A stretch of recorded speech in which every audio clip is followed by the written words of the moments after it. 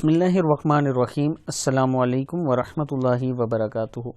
آج میں اپنے دوستوں کو ایک بہت ہی پیاری حدیث سناتا ہوں۔ اس سے پہلے میں اپنے تمام دوستوں سے گزارش کروں گا کہ چینل کو سبسکرائب کر لیں تاکہ ڈیلی آپ تک اچھی ویڈیو پہنچ سکیں۔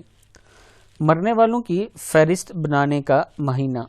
حضرت سیدہ عائشہ صدیقہ رضی اللہ تعالی عنہا فرماتی ہیں کہ رسول اللہ صلی اللہ علیہ وسلم پورے شعبان کے روزے رکھا کرتے تھے۔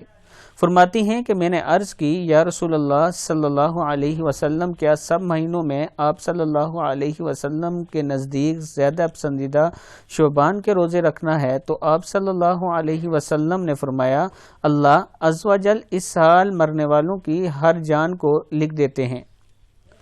اللہ عز و جل اس سال مرنے والی ہر جان کو لکھ دیتے ہیں، اور مجھے یہ پسند ہے کہ میرا وقت رخصت آئے اور میں روزے دار ہوں۔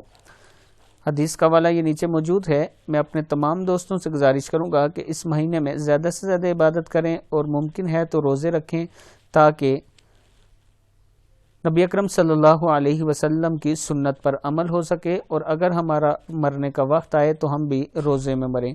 اس ویڈیو کو آگے زیادہ سے زیادہ شیئر کریں۔ السلام علیکم ورحمۃ اللہ وبرکاتہ۔